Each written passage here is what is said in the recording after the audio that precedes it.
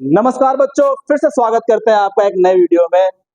इस बार पढ़ेंगे 10th class का फिजिक्स में लाइट, रिफ्लेक्शन एंड रिफ्रैक्शन। तो बिना देरी किए हुए स्टार्ट करते हैं अपने वीडियो को। इसमें पढ़ेंगे 3 वर्ड से ये चैप्टर है, लाइट, रिफ्लेक्शन एंड रिफ्रैक्शन। तो इन्हीं तीनों टॉपिक को हम पढ़ेंगे डिटेल से और फिर इस पूरे चैप्टर को कवर कर लेंगे। बहुत मजा आने वाला है। शुरू करते हैं लाइट से। द वेरी फर्स्ट, आप लाइट के बारे में जाने कि लाइट है ही क्या। Light is a source of energy. Simple, एक ये एनर्जी का सोर्स है। उसके बाद क्या है कि light is needed to see things around us. As we know कि बिना लाइट के हम किसी चीज को देख ही नहीं पाएंगे, तो लाइट तो चाहिए हमें किसी चीज को देखने के लिए। Of course, so light is needed to see around things around us. We are able to see the beautiful world around us because of light. प्यारी दुनिया आप तभी देख पाते हैं जब आपके पास लाइट है। और ऑफ कोर्स लाइट के साथ साथ आपकी आंखें भी जरूरी है। किसी चीज को देखने के लिए इन दोनों चीजों की जरूरत पड़ती है, एक लाइट और दूसरी आंखें। अगर इन दोनों में से कोई एक भी एब्सेंट हो जाए तो आप किसी चीज को देख नहीं पाएंगे। दैट्स व्हाई इन दोनों को बोला जाता है कॉम्प्लीमेंट ऑफ ईच अदर। एक दूसरे को ये पूरा कर रहे होते। किसी चीज को देखने के लिए दोनों की ही जरूरत पड़ती है। आगे बढ़ते हैं लाइट की और कुछ properties. It is only when light coming from an object enter our eyes that we are able to see that object. किसी चीज को हम देखते कैसे, जैसे मान लो आप, ये मेरे हाथ में पेन है, आप इस चीज को देख रहे हो, कैसे दिख रही है चीज। तो इस चीज के ऊपर लाइट पड़ी एंड देन ये यहां से रिफ्लेक्ट करके मेरी आंखों में, यहां से रेज मेरी आंखों में एंटर कर रहा है। दैट्स व्हाई ये चीज मुझे दिखाई दे रही है। तो किसी भी चीज को देखने के लिए वहां से लाइट इमिट करके, वहां से निकल के आपके आंखों में वो लाइट आनी चाहिए, तभी जाके आप उस ऑब्जेक्ट को देख पाते हैं। तो ठीक है, अब लाइट तो ठीक है। अब लाइट का जो है नेचर कैसा होता है, लाइट किस तरीके से बिहेव कर रही होती है नेचर में। तो there are 2 theories about the nature of light. Light के बारे में बोला जाता 2 थ्योरीज होती है। कौन कौन सी? एक wave theory of light and दूसरी particle theory of light. Light 2 तरह से बिहेव कर रहा होता है, एक वेव की तरह और एक पार्टिकल की तरह। आप 10th क्लास में है, इसके वेव थ्योरी ऑफ लाइट के बारे में डिटेल में नहीं पढ़ना आपको यहां पढ़ना है एज अ लाइट को पार्टिकल थ्योरी के बारे में।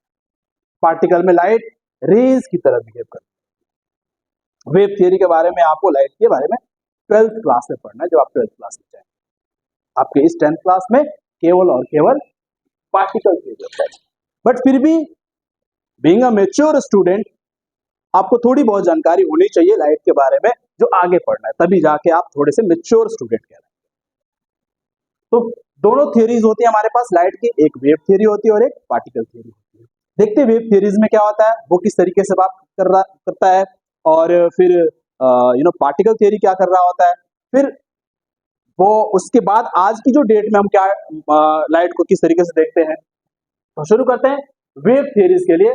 कह रहा है कि according to wave theory light consist of electromagnetic wave which do not require material medium like solid, liquid और गैस फॉर देयर प्रोपगेशन। चलो मैं समझाता हूं लाइट वेव थियरी में किस तरह से बिहेव करता है। तो लाइट वेव थियरी में इलेक्ट्रोमैग्नेटिक वेव की तरह बिहेव करता है। And what is electromagnetic wave? Electromagnetic wave आपके लिए बस ये समझा दूं कि एक ऐसा वेव है जिसको ट्रेवल करने के लिए, एक जगह से दूसरी जगह जाने के लिए किसी मीडियम की जरूरत नहीं पड़ती। अब मीडियम क्या है? जैसे मैं अभी बोल रहा हूं तो आपको सुनाई दे रहा है, ये साउंड वेव है जो आपके कानों में जा रहा है।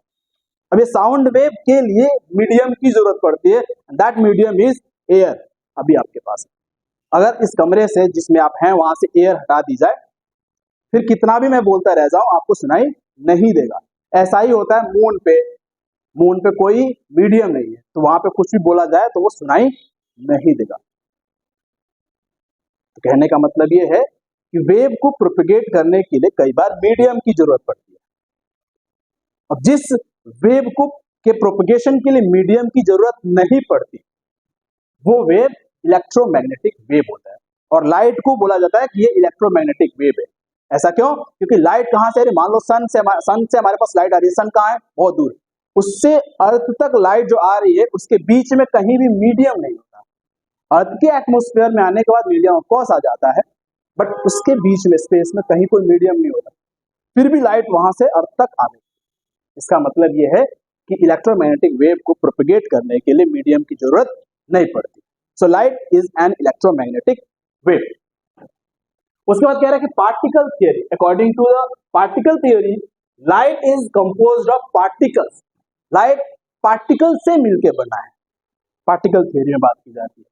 Which travel in a straight line at very high speed, जो एक सीधी सीधी रेखा में, एक सीधी लाइन में ट्रेवल कर रही होती है बहुत ज्यादा स्पीड के साथ।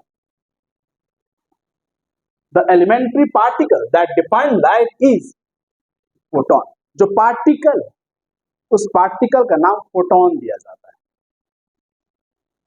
कंचा खेलते हो जैसे बॉल होता है मार्बल, वैसा ही पार्टिकल होता है लाइट का, उस पार्टिकल का नाम दिया जाता है फोटोन। कुछ और बातें डिस्कस करते हैं। अब जो हमारे आसपास में घटनाएं घट रही होती है, फिनोमिना हो रहे होते हैं, उनमें से कुछ फिनोमिना को, कुछ घटनाओं को ये वेव थियरी एक्सप्लेन कर पाता है और कुछ घटनाओं को पार्टिकल थियरी ही एक्सप्लेन कर पाता है। इसीलिए लाइट को ड्यूअल नेचर में बोला जाता है कि लाइट के पास दो कैरेक्टर्स होते हैं, एक वेव की तरह और दूसरा particle. Some of the phenomena of light can be explained only if light is considered to be made up of wave. कुछ घटनाएं ऐसी हैं जिसको हम एक्सप्लेन तभी कर पाएंगे जब लाइट को आप कंसिडर कर ले ये एक वेव की तरह है। Whereas other can be explained only if light is thought to be made up of particles. जबकि कुछ ऐसी घटनाएं होती हैं जिनको आप एक्सप्लेन तब कर पाएंगे जब लाइट को आप पार्टिकल की तरह ट्रीट करें। तो इस तरह से लाइट दो तरह से बिहेव करने लग गया, एक वेव की तरह और दूसरा पार्टिकल की तरह। जैसे एग्जांपल के रूप में देखो, for example the phenomena of diffraction, मतलब कि लाइट जब बेंड करता है कहीं से, या इंटरफेरेंस, या फिर पोलराइजेशन। इंटरफेरेंस में जो रेनबो बनता है वो एक एग्जांपल है इंटरफेरेंस का। तो ये सारी चीजें एक्सप्लेन की जा सकती है तभी जब लाइट को आप कंसिडर कर ले वो वेव की तरह बिहेव करता है। जब नीचे आते हैं हम पार्टिकल थ्योरी ऑफ लाइट पे, तो पार्टिकल थ्योरी इस चीजों को एक्सप्लेन नहीं कर पाती, इंटरफेरेंस को, पोलराइजेशन को, डिफ्रैक्शन को। अब ये जो वर्ड महंगे महंगे भारी भारी शब्द आपको नजर आ रहे हैं, ये सारे के सारे आपको 12th क्लास में सीखने। पोलराइजेशन क्या होता है, इंटरफेरेंस क्या होता है, डिफ्रैक्शन क्या होता है, 10th क्लास में है ही नहीं, क्योंकि स्टार्टिंग में मैंने बताया आपको कि वेव थ्योरी के बारे में पढ़ना ही नहीं है 10th क्लास में, पढ़ना है 12th क्लास में। तो केवल एक छोटा सा मोटा माटी एग्जाम्पल के रूप में और अंडरस्टैंडिंग के लिए हम सीख रहे हैं, इन चीजों को देख रहे हैं। बेसिक रूप से हम इसके पार्टिकल नेचर के बारे में पढ़ेंगे, लाइट के रेज के नेचर के बारे में पढ़ेंगे। On the other hand the phenomena of reflection, refraction, या फिर कास्टिंग ऑफ शैडो, जो शैडो बनता है, परछाई बनती है, ये सारी चीजें एक्सप्लेन की जा सकती है तब जब लाइट को आप समझ ले कि एक पार्टिकल की तरह। और वेव थ्योरी इन सभी चीजों को एक्सप्लेन नहीं कर पाता। तो इस तरह से आप देखें तो फिजिक्स में बहुत सारे एग्जाम्पल्स, बहुत सारे एक्सपेरिमेंट्स हुए बहुत समय में, जो दिखाता है कि लाइट के पास ड्यूअल नेचर है, दो तरह के कैरेक्टर्स होते हैं लाइट के पास। एक जो वेव को दिखाता है और दूसरा पार्टिकल को दिखाता है। सिचुएशन अलग अलग होती है उसके हिसाब से, इसीलिए बोला जाता है कि लाइट ड्यूअल नेचर की होती है। और आज के जमाने में जो लाइट को कंसिडर किया जाता है, the modern theory of light called quantum theory of light combines both wave and particle mode of light. आज के जमाने में जो लाइट को कंसिडर किया जाता है वो क्वांटम थ्योरी, मॉडर्न फिजिक्स में हम बात करते हैं। ठीक है, ये बड़ी बड़ी बातें हैं, बट हमें क्या करना है, अपनी 10th क्लास को करना है, मार्क्स अच्छे लाने हैं और उसके हिसाब से पढ़ाई करनी है। तो शुरू करते हैं। Light, reflection and refraction. Light के बारे में अभी तक हमने डिस्कशन करी, अच्छी डिस्कशन है। अब हम बात करेंगे रिफ्लेक्शन की, देन बात करेंगे रिफ्रैक्शन की और फिर इनकी प्रॉपर्टीज। आइए सबसे पहले बात करूंगा reflection, reflection of light. Light किसी सरफेस के ऊपर जब पड़ता है तो वहां से वो रिफ्लेक्ट करना शुरू कर देता है, बाउंस बैक कर जाता है सेम मीडियम में, उसको हम बोलते हैं रिफ्लेक्शन। अभी मैं रे डायग्राम के थ्रू इन चीजों को समझाता हूं, ठीक है। रिफ्लेक्शन ऑफ लाइट, देखो reflection is the phenomena of bouncing back of light into the same medium, bouncing back of light into the same medium, striking the surface of any object।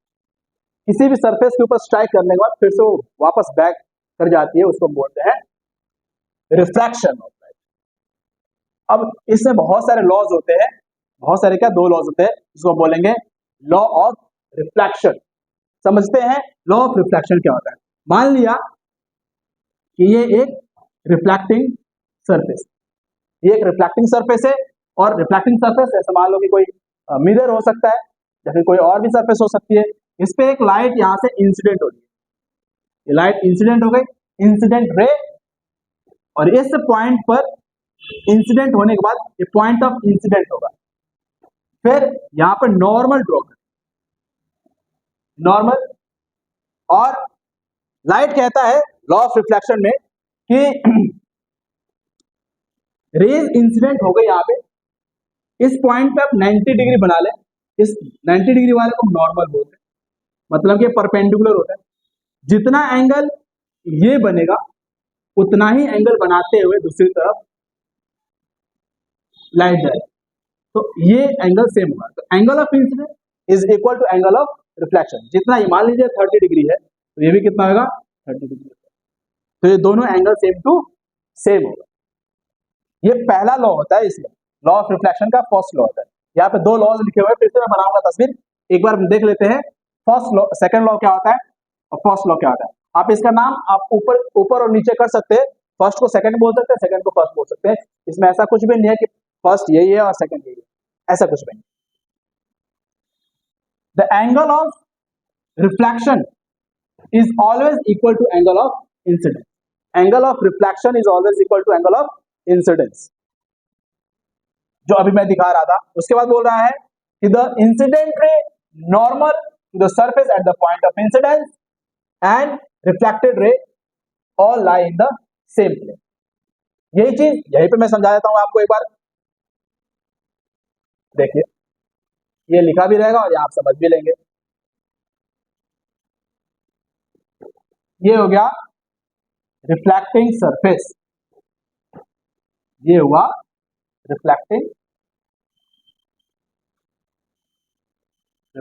Surface. अब reflecting surface पे कोई ray of light incident कर गई, सो ये क्या हो गया, incident ray, incident ray. ये क्या है, point of incidence, point of incidence. और यहां पर एक 90 डिग्री मैंने बना दिया, तो इसको क्या बोलेंगे, नॉर्मल। नॉर्मल आप समझिएगा कि परपेंडिकुलर होता है। ये जो एंगल है इसको बोलते हैं angle of incidence, angle of incidence. तो जितना एंगल ऑफ इंसिडेंट है आई से रिप्रेजेंट करते हैं, उतना ही एंगल बनाते हुए ये आर जाएगा, और this is known as angle of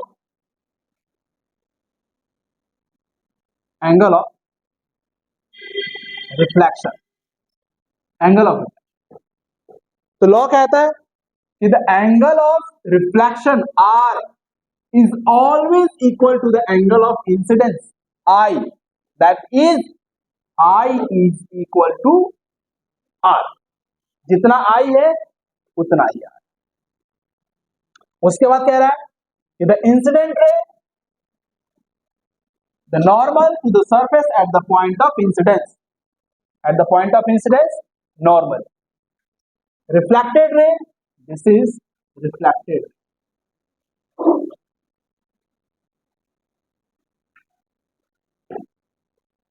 All lie in the same plane. ये तीनों के तीनों एक ही प्लेन में एग्जिस्ट करते हैं. ये बात थोड़ी सी समझनी जरूरी है क्योंकि ये बात वैसे समझ में नहीं आती, याद कर लेते हैं. मुझे और 2 पेन चाहिए. Please give me. लो, एक और दे दो. ठीक है. तो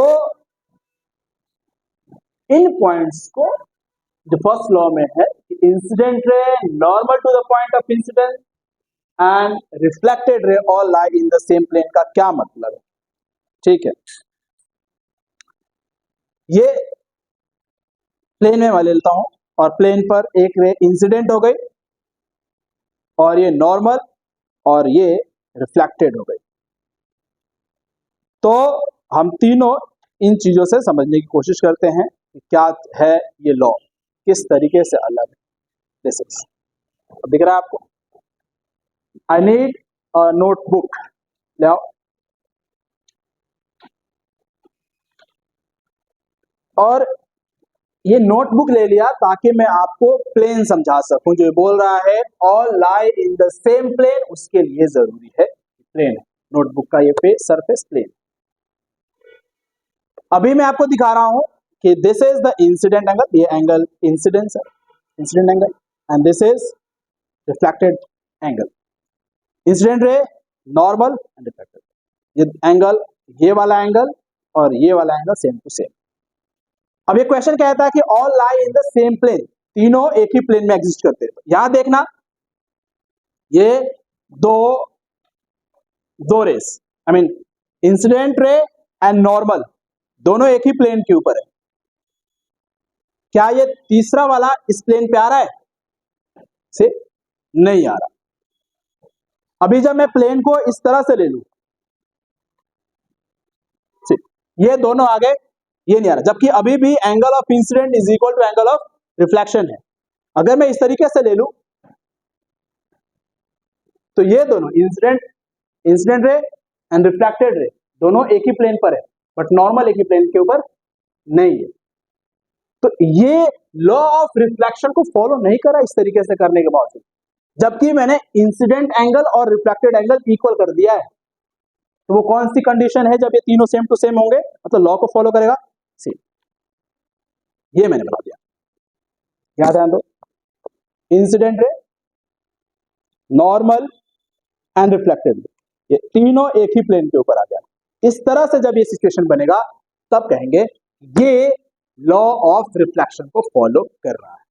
ये जानना बहुत जरूरी था. ऐसा इसलिए पॉइंट आउट करके बोल रहा हूं कि जब मैं 10वीं क्लास में था तो ये बात मुझे समझ में नहीं आई थी. मैं रट गया था, याद कर गया था, क्योंकि खुद से तो कोई पढ़ता नहीं है, टीचर ही पढ़ाता है. उस टाइम पे थोड़ी कमी रह गई. ठीक है, मुझे लग रहा है कि आपको ये बात समझ में आ गई, इसलिए इसके ऊपर मैंने स्ट्रेस दिया. आगे बढ़ते हैं. लो, पेन ले. ठीक है,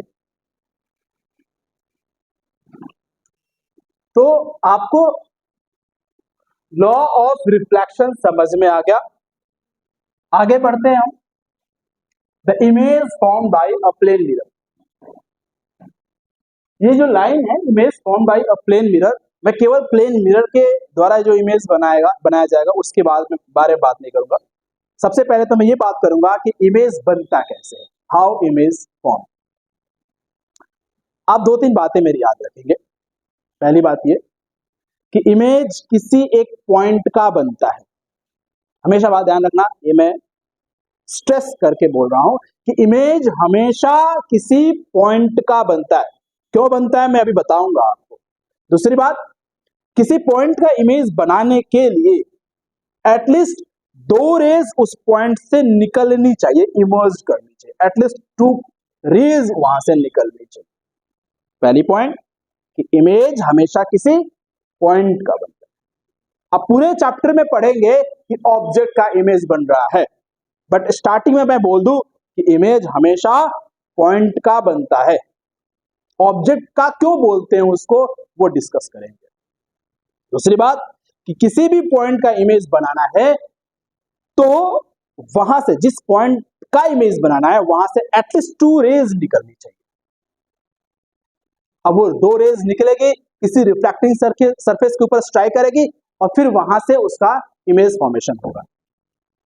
तो 2 बातें आपको ध्यान रखनी है, एक इमेज पॉइंट का बनता है, दूसरी बात रेज 2 निकलनी चाहिए, और तीसरी बात कि आपके पास जिस सरफेस से इमेज बनेगा वो सरफेस होना चाहिए, that is the reflecting surface.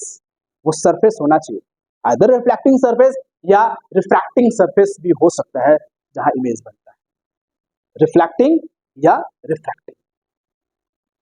तो आते हैं अपने बातों के ऊपर, और ये मैं क्यों बोल रहा हूं कि पॉइंट का ही इमेज बनता है वो जरा ध्यान देना। आप ये जानते हो कि इमेज बनने के लिए रेज की आवश्यकता होती है, जरूरत पड़ती है रेज की, रेज ऑफ लाइट, ठीक है।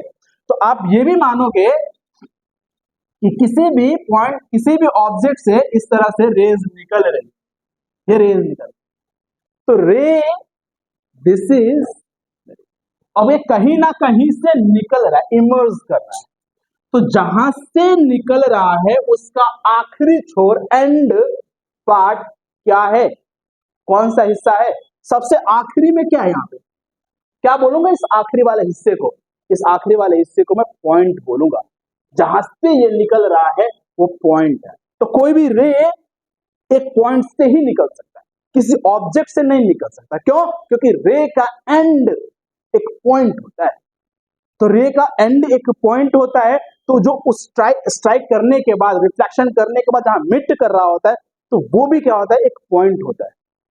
तो पॉइंट से निकला और पॉइंट पे जाके मिल गया, तो ऑब्जेक्ट का इमेज जो बना है वो किसका बना, पॉइंट का बना, वो किसी ऑब्जेक्ट का इमेज नहीं बना। अब बात ये कि जो पूरी की पूरी ऑब्जेक्ट है वो पॉइंट से ही मिलके बना, पूरी की पूरी object point point point point से ही तो मिलके बना है, एक ये पॉइंट, फिर point point point point, that's why एक पॉइंट के नीचे एक पॉइंट, उसके नीचे एक दूसरी पॉइंट, ये सारे पॉइंट्स मिलके पूरी की पूरी ऑब्जेक्ट बना देते हैं। तो जब इमेज बनता है हर पॉइंट का बन रहा होता है, तो फिर वो जो अपीयरेंस आता है ऑब्जेक्ट है। बट कंसीडर आपको यही रखना है कि इमेज हमेशा पॉइंट का बनता है। जब भी आप रे डायग्राम से इमेज बना रहे होते हैं तो उस टाइम पर भी आप इमेज एक पॉइंट का बना रहे होते हैं, और बाद में ये कंसीडर कर लेते हैं ये एक ऑब्जेक्ट का इमेज है, क्योंकि उसके नीचे एक पॉइंट है, उसके नीचे फिर एक पॉइंट है, और वो पूरी पॉइंट मिलकर एक पूरी की पूरी ऑब्जेक्ट बना है। तो ये जब बात क्लियर हो गई है, फिर अब चलेंगे हम image form by a plane mirror is always what. अब इमेज पहले बनाए और उसके बाद जानेंगे कि image form by a plane mirror is what. चल, मान लिया ये एक प्लेन मिरर है और इस तरफ इसको पेंट किया गया, दिस साइड इज पेंटेड, और ये एक एक्सिस है, यहां कहीं कोई ऑब्जेक्ट रखी हुई, अब इस ऑब्जेक्ट का इमेज बनाया जाता है। ये प्लेन मिरर वही वाला मिरर है जो रोज आप कहीं जाने से पहले अपने आप को देखते हैं और बाल सही कर देते हैं, वही वाला प्लेन मिरर जो घर में यूज करते हैं, ड्रेसिंग टेबल में लगा रहता है या फिर कहीं और, जहां, या फिर आप सलून में जाते हैं नाई के यहाँ, वहां। सो उस प्लेन मिरर के सामने जब आप खड़े हो जाते हैं तो आपकी इमेज दिखाई देती है, उसमें आप अपने आप को देख पाते हैं, वहां पर इमेज बन रहा होता है। वो किस तरीके से बनता है, रे डायग्राम के थ्रू समझने की कोशिश करते हैं। मान लिया कि ये एक सरफेस जो है प्लेन मिरर का है, यहाँ पर जो ये मिरर है इस तरीके से रखा हुआ है, ये एक लाइन, मिरर एक लाइन नहीं है, ऐसे रखा हुआ है। फिर से मुझे नोटबुक दिखा दो, बच्चों को समझा दो जरा कि ये मान लो कि एक मिरर है और इस मिरर को कैसे रख दिया मैंने, इस तरीके से रख दिया। अब यहाँ अगर मैं खड़ा हो जाता हूं तो मुझे मेरा चेहरा इसके अंदर दिखाई देगा, और मिरर इस तरीके से रखा हुआ है, ठीक है। इसके सामने सपोज कर लो मैं खड़ा हूं तो यहां से एक रेज निकालिए। मैंने बोला कि रेज निकलेंगी, कितनी रेज? At least 2 rays. एक रेज निकाल दिया जो यहां से इंसिडेंट कर गई इस सरफेस। लॉ ऑफ रिफ्लेक्शन में आपने पढ़ा था कि इंसिडेंट रे आ गई, फिर वहां से वो रिफ्लेक्ट करेगी। तो जहां पर ये इंसिडेंट रे आई है वहां पर आपको 90 डिग्री चाहिए। ये जो रेज है ऑलरेडी ये 90 डिग्री ही है, जो आई वही 90 डिग्री है। तो आने और जाने वाले के बीच में एंगल कितना हो गया? 0। एंगल कितना हुआ? 0। तो जब जाएगा वापस वो भी क्या एंगल बनाएगा? 0। दैट्स व्हाई इंसिडेंट रे और रिफ्लेक्टेड रे दोनों एक दूसरे के ऊपर जाएगा। तो ऐसा लगेगा कि पीछे से कहीं से रेज आ रही। ये आप फील कर सकते हैं, शीशे के सामने खड़े हो जाए, टॉर्च ले और टॉर्च को एकदम परपेंडिकुलर वो करे, जलाए, तो क्या लगेगा? पीछे से कोई आपकी तरफ टॉर्च जला रहा है, एकदम परपेंडिकुलर।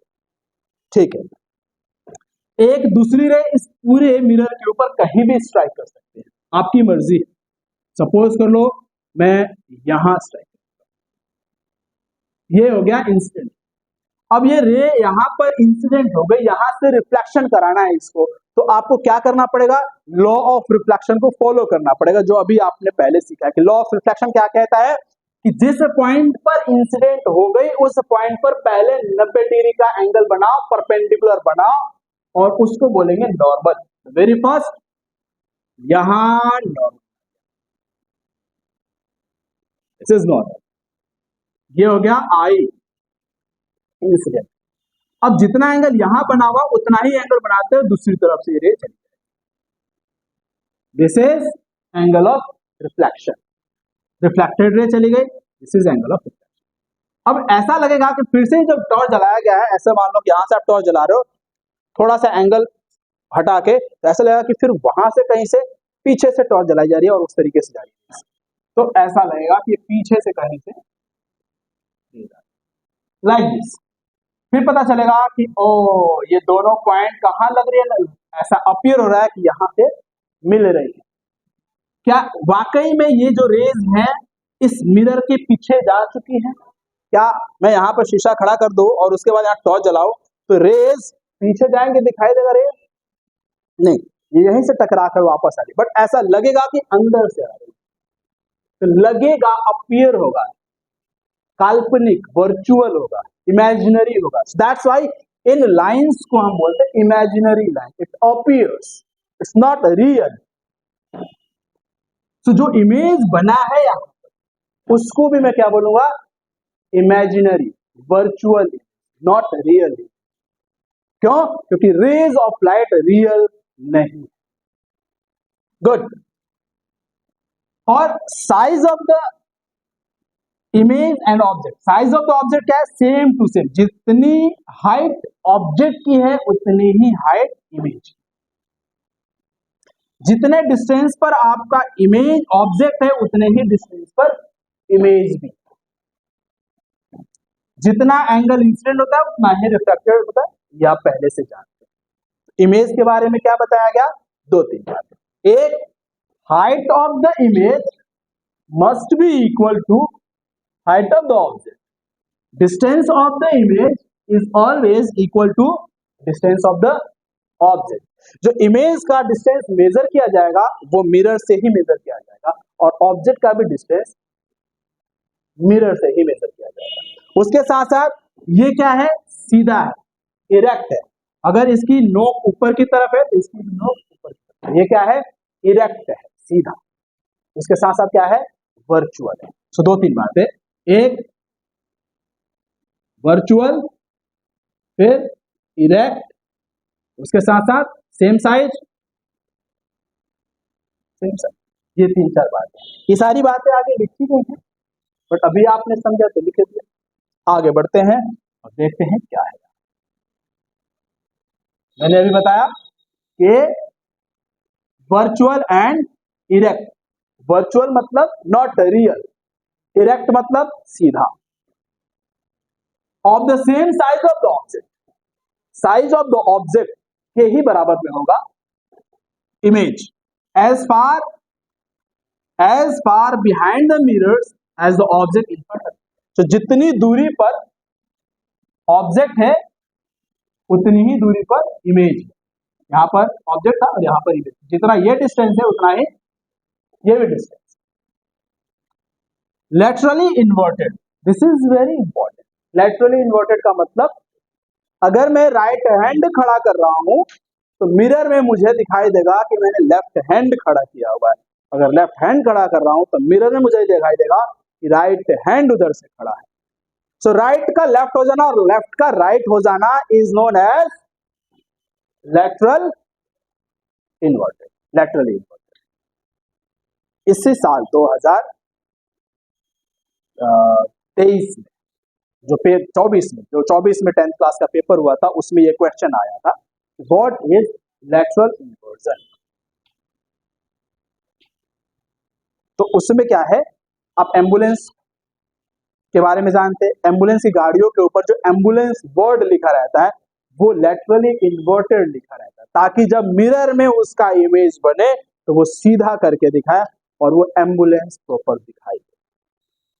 अब जब आपको खुद से एक्सपीरियंस करना हो कि लैटरल इन्वर्जन क्या होता है, आप अपने साथ मिरर लेना और अपने नोटबुक या फिर कॉपी किताब जो कुछ भी है उसके ऊपर इस तरीके से देखना, उसमें जो कुछ भी चीजें लिखी हुई, जो भी वर्ड्स लिखे हुए उनको मिरर में देखना। जैसा शब्द दिखाई देगा आपको पता चल जाएगा लैटरल इन्वर्जन का मतलब क्या है। फिर आप एम्बुलेंस लिखना उसी तरीके से उल्टा करके, जैसे आपने सीधा एम्बुलेंस लिख दिया, एम्बुलेंस लिख दिया, अब इसको मिरर करके दिखाई दो, मिरर में देखो कि एम्बुलेंस कैसा लग रहा है। अब जैसा मिरर में दिखाई दे रहा है वैसा कॉपी में लिखो और फिर उस उल्टे लैटरल इन्वर्टेड वर्ड को फिर मिरर में देखो तो आपको फिर सीधा दिखाई देगा वो। तो ये इंपॉर्टेंट पॉइंट है, बच्चे 3 ही पॉइंट को देखते हैं, फिर वो चौथा नहीं देखते, फिर वहीं से क्वेश्चन आ जाता है, इस बात का ध्यान रखिए। अभी आपने प्लेन मिरर के बारे में सब कुछ जान लिया, प्लेन मिरर क्या होता है, इमेज कैसे बनाता है, प्रॉपर्टीज क्या होती है, एवरीथिंग।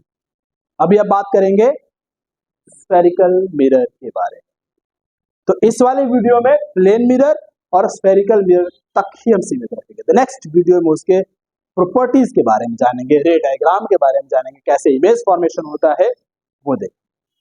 आते हैं, बस केवल स्फेरिकल मिरर को बताने वाला हूं अभी इस वाले। स्फेरिकल मिरर, अभी मैं एक स्फीयर बना रहा हूं, दिस इज स्फीयर, गोला है कांच का बड़ा सा, जैसे मछली रखने के लिए आप एक्वेरियम लेते गोले मटके की तरह, वैसा है ये गोला है, स्फीयर है। अब सपोज कर लो इस स्फीयर को आप कहीं से बीचों बीच काट दिया, जैसे बॉल को आपने काट दिया, बॉल को चक्कू से काट दिया, तो कैसा बनेगा, शेप कैसा हो जाएगा, कैसे, दो अलग अलग हिस्से हो गए। अब ये जो दो अलग अलग हिस्से हैं ट्रांसपेरेंट है, आपने क्या किया, एक में आपने अंदर वाले हिस्से में पेंट कर दिया, अंदर वाले हिस्से में क्या कर दिया आपने, पेंट कर दिया अंदर वाला हिस्सा, और एक में बाहर वाले हिस्से में आपने पेंट कर दिया। तो जब बाहर पेंट करेंगे तो आपका चेहरा अंदर वाले हिस्से में दिखाई देगा, जब आप अंदर वाले हिस्से में पेंट करेंगे तो आपका चेहरा बाहर वाले हिस्से में दिखाई देगा। तो जब ऐसी सिचुएशन बन जाएगा तो ये मिरर की तरह बिहेव करना शुरू कर देगा, कौन, ये स्फीयर, स्फीयर बिकम्स मिरर। अब ये मिरर बन गया है, सो दैट्स व्हाई आप क्या बोलेंगे इसको, स्फीयर वाला mirror, that's why it is known as spherical mirror. ये जो स्फीयर है मिरर की तरह कन्वर्ट हो चुका है, इसलिए इसको बोलते हैं स्फेरिकल मिरर। स्फेरिकल मिरर दो तरह का, क्यों, क्योंकि आपने पेंट दो हिस्सों में किया, एक अंदर कर देंगे तो बाहर से आपको दिखाई देगा, बाहर कर देंगे अंदर से दिखाई देगा, दो ही ऑप्शन बचते हैं।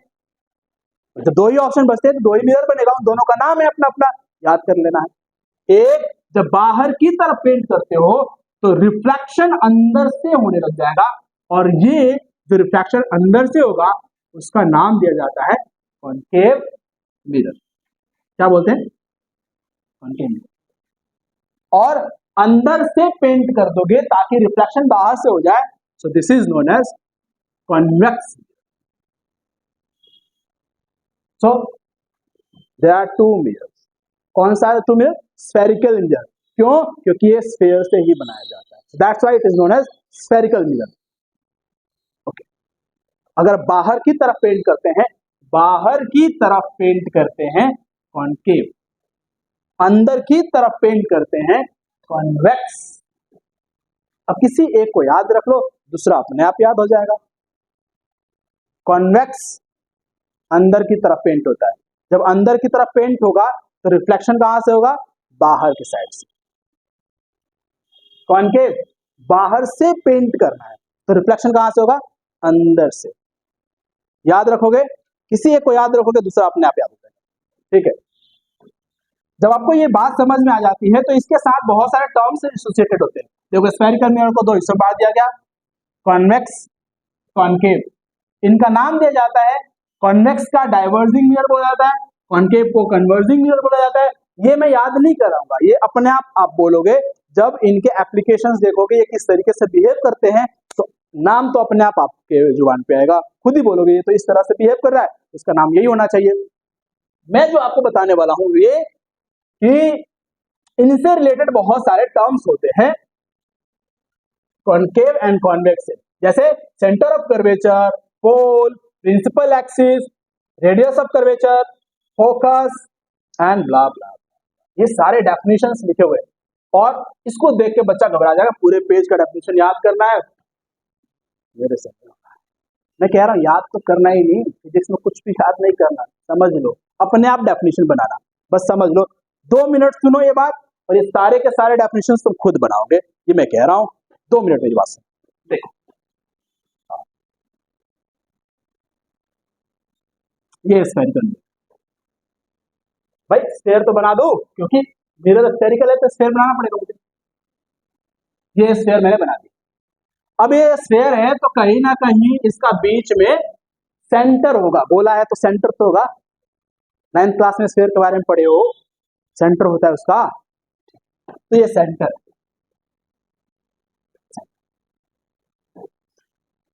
और जब इसको काट दोगे बीचों से तो कुछ एक इस तरह से बन जाएगा और एक इस तरह से बनेगा। तो अभी मैं इस वाले को एक ही को दिखा रहा हूं, चलो भाई एक को मैंने काट के इस तरीके से दिखा दिया, किसी एक हिस्से को काट दिया। अब एक बात यही क्लियर कर दूं कि काटने का मतलब एग्जैक्टली मिडिल से, बीचों बीच से जरूरी नहीं है, बिल्कुल जरूरी नहीं है कि एकदम बीच से काट दो। आप किसी एक हिस्से को काट दो, सपोज कर लो यहां से लेकर यहीं तक काटा, इतना ही निकाल दिया ये वाला हिस्सा, तो ये भी जो बिहेव करेगा बेटा वो भी एक स्फेरिकल मिरर ही है, बिकॉज ये भी किसी स्फेयर का ही पार्ट है। तो ये मत कंफ्यूज हो जाना, सर ने बोला कि बीचों बीच से काट दो, बीच से ही काटना हमेशा, नॉट लाइक दैट। आप किसी भी एक हिस्से को, कर्व हिस्से को काट लिया, वो भी स्फेयर का ही एक पार्ट है, दैट वो भी बिहेव करेगा स्फीयर की तरह। ठीक है, तो इस वाले स्फीयर से काट के यहां पर कोई चीज रख दी गई। अभी जरूरी नहीं है कि वो एकदम आधा हिस्सा हो, हाफ पार्ट हो, कितना भी पार्ट हो सकता है, ठीक है, बट कितना भी पार्ट होगा तो वो मैं इसको एज अ बड़ा करके कंप्लीट तो कर ही सकता हूं कि भाई हाँ कहीं ना कहीं ये किसी बड़े हिस्से का एक पार्ट है, तो अगर जब बड़ा करेंगे तो बड़ा हिस्सा आ जाएगा। तो जब बड़ा हिस्सा आएगा तो उसका भी तो कहीं ना कहीं सेंटर तो होगा, ऑफ कोर्स होगा, ठीक है। और जब सेंटर होगा तो उसी को मैं बोलूंगा सेंटर ऑफ कर्वेचर। जब किसी ना किसी में जिस स्फीयर से ये बनाया गया है उस स्फीयर का सेंटर होगा, अब उस सेंटर को ही तो स्फीयर का सेंटर बोलेंगे। तो जो डेफिनेशन आता है, क्वेश्चन आता है कि what is centre of curvature of the mirror, centre of curvature, तो आप क्या बोलोगे कि भाई ये जो मिरर है जिस स्फीयर से बनाया गया है, the mirror is made from a sphere, उस स्फीयर का एक सेंटर होगा, उस सेंटर को हम बोलेंगे centre of curvature of the mirror. तो डेफिनेशन क्या आएगा, हिंदी में बोल देता हूं फिर इंग्लिश में बोलूंगा कि स्फीयर, स्फेरिकल मिरर जिस स्फीयर से बनाया गया है उस स्फीयर के सेंटर को उस स्फेरिकल मिरर का सेंटर ऑफ कर्वेचर बोलते हैं। The spherical mirror is made from a sphere, the centre of that sphere is known as sphere, centre of the sphere of the mirror. तो sphere का आप centre of curvature आप देख लिए। उसके बाद होता है पोल ऑफ द मिरर। तो ये अपना एक स्फीयर है, आई मीन मिरर है। तो इस मिरर का जो मिडिल पार्ट है, ज्योमेट्रिकल जो बीचों बीच होगा, उसको क्या बोलेंगे हम? पोल बोलेंगे। तो क्या बोलोगे? Geometrical centre of the mirror या फिर middle point of the mirror is known as pole of the mirror. इस पूरे का जैसे ये लाइन में ड्रॉ कर दी, तो इसका बीच वाला हिस्सा कौन सा है? ये वाला हिस्सा बीच वाला, तो इसको क्या बोलेंगे? पोल बोलेंगे। तो इस वाले को क्या बोलोगे? कि the middle point of the sphere is known as pole of the mirror. ठीक है, अब ये सेंटर है और ये पोल है, तो सेंटर और पोल से एक लाइन जाएगी, ये गई, ये तो line passing through centre and pole, एक लाइन जो पास करेगी सेंटर एंड पोल से, इस लाइन को बोला जाएगा प्रिंसिपल एक्सिस। क्या बोला जाएगा? प्रिंसिपल एक्सिस, मुख्य अक्ष, प्रिंसिपल एक्सिस। तो तीन डेफिनेशन अपनी देखा आपने, सबसे पहला सेंटर का, उसके बाद पोल का, और तीसरा प्रिंसिपल एक्सिस का। तीनों डेफिनेशन क्लियर है? अपने मन से बताओगे? जाहिर सी बात है। जब तीन डेफिनेशन हो गए तो चौथा डेफिनेशन आएगा फोकस का। चौथा डेफिनेशन कौन सा आएगा? फोकस का। ध्यान देना, ये प्रिंसिपल एक्सिस है, प्रिंसिपल एक्सिस के पैरेलल ये दो रेज आ रही है, पैरेलल आ रही है। प्रिंसिपल एक्सिस के पैरेलल एक रे आएगी, मिरर के ऊपर कहीं ना कहीं स्ट्राइक किया, और जहां से स्ट्राइक किया उसके बाद इस प्रिंसिपल एक्सिस से कहीं ना कहीं पास करेगा। एक पैरेलल रे आएगा जो मिरर के ऊपर स्ट्राइक करेगा, और रिफ्लेक्शन के बाद प्रिंसिपल एक्सिस से किसी ना किसी एक पॉइंट से होके जाएगा।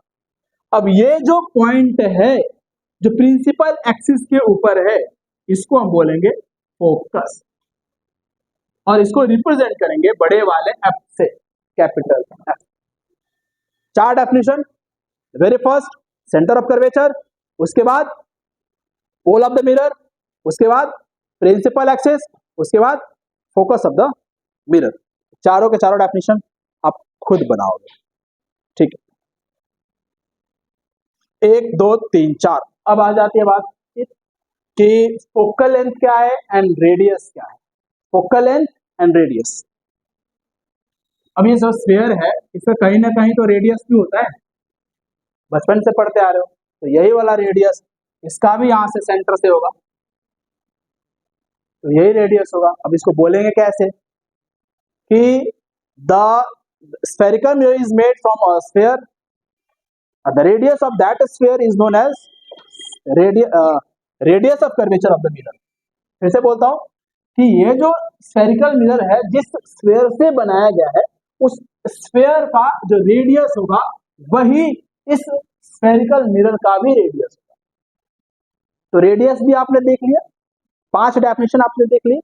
छठा डेफिनेशन फोकल लेंथ का, फोकल लेंथ, पांचवा डेफिनेशन फोकल लेंथ का। तो focus and pole, focus and pole के बीच की जो डिस्टेंस है ये वाली, इसको बोलते हैं फोकल लेंथ। तो 6 के 6 डेफिनेशन अभी आपने देखे। पहला, द वेरी फर्स्ट हमने शुरुआत करी थी वो सेंटर ऑफ कर्वेचर से। तो सेंटर ऑफ कर्वेचर में क्या बोलता है? जिस गोले से बनाया जा रहा है उसके सेंटर को हम क्या बोलते हैं? Centre of the curvature. उसके बाद पोल बताया था, तो पोल का क्या बताया? जो ज्योमेट्रिकल सेंटर होता है वो होता है उसका पोल। उसके बाद पोल एंड सेंटर से मिला दिया गया एक लाइन को, तो सेंटर एंड पोल से जो लाइन मिला दिया गया उस लाइन को हमने बोल दिया प्रिंसिपल एक्सिस। Principal axis. तो 3 डेफिनेशन हो गए। उसके बाद 3 डेफिनेशन के बाद एक पैरेलल रे, पैरेलल लाइन कहां से आ रही है? कहीं से आ रही है पैरेलल रे। किसके पैरेलल? प्रिंसिपल एक्सिस के पैरेलल। तो प्रिंसिपल एक्सिस के पैरेलल एक लाइन आ रही है, वो रिफ्लेक्शन के बाद प्रिंसिपल एक्सिस से किसी ना किसी पॉइंट से पास कर रही है, तो इस पॉइंट को हम क्या बोलते हैं? फोकस बोलते हैं। तो 1 2 3 4 डेफिनेशन। अब 4 के बाद क्या हुआ कि रेडियस, रेडियस जिसे बनाया गया उसका रेडियस होता है। उसका फोकल है। तो 5 और 6 के 6 डेफिनेशंस मैंने अभी आपको बता दिए। अभी देखो यहां पर जो लिखी हुई ये बातें, यहां पर जो बातें लिखी हुई वो वही है जो अभी आपने सीखा है। Centre of curvature of a spherical mirror is the center of the hollow sphere of glass of which the spherical mirror is a part. तो वही बात जो आपने भी पढ़ी, जिस स्फेयर से वो बनाया जाता है उसका जो सेंटर होगा वही उसका सेंटर ऑफ कर्वेचर होगा। Pole is the centre of the mirror, जो मिरर है उसका सेंटर होगा pole. Principal axis a straight line passing through centre of curvature and pole of the mirror. तो यहां पे छोटा सा मैं डायग्राम बना दूं ताकि आप समझते चलें।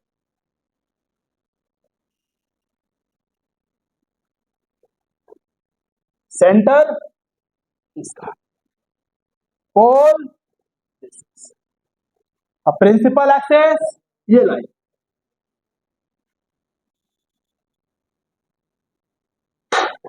Principal axis, radius of curvature यहां से आता है, प्रिंसिपल फोकस ये यहां से आए और उसके बाद पास करते,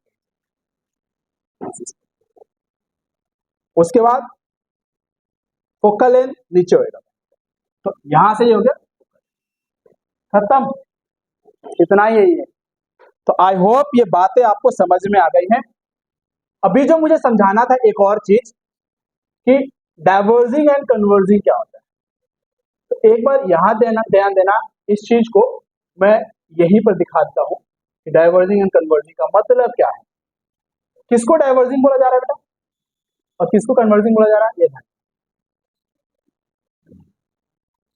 डाइवर्जिंग एंड कन्वर्जिंग, ये जो मिरर है इसको कन्वर्जिंग बोला जाता है और इसको डाइवर्जिंग बोला जाता है। तो मैं लिख देता हूं, दिस इज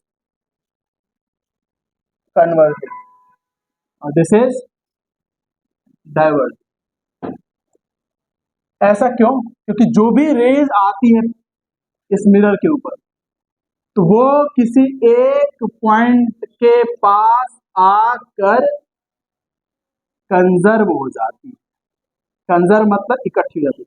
जितनी भी रेज आएंगे वो जाके एक जगह इकट्ठी होनी चाहिए। तो जब एक जगह कोई इकट्ठा होता है उसके लिए एक शब्द दिया जाता है कन्वर्जिंग।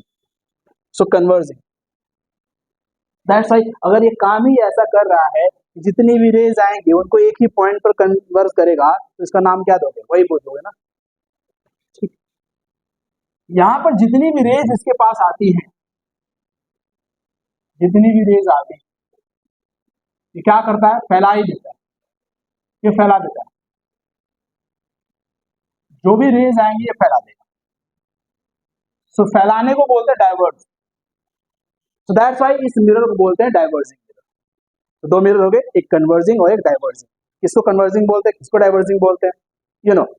ये हो गया कॉनकेव मिरर और concave mirror is known as converging mirror. ये हो गया convex mirror and the convex mirror is known as diverging. ठीक है, बहुत बढ़िया। फोकल लेंथ सब समझ लिए, तो बहुत ही बढ़िया। तो आशा करता हूं आपको ये वीडियो समझ में आ गया है, ये क्लास आपको समझ में आई है। तो इसी तरीके से बिंदास पढ़ते रहिए, हंसते रहिए, मुस्कुराते रहिए और अच्छी अच्छी पढ़ाई करते रहिए। बेस्ट ऑफ लक, धन्यवाद, थैंक यू।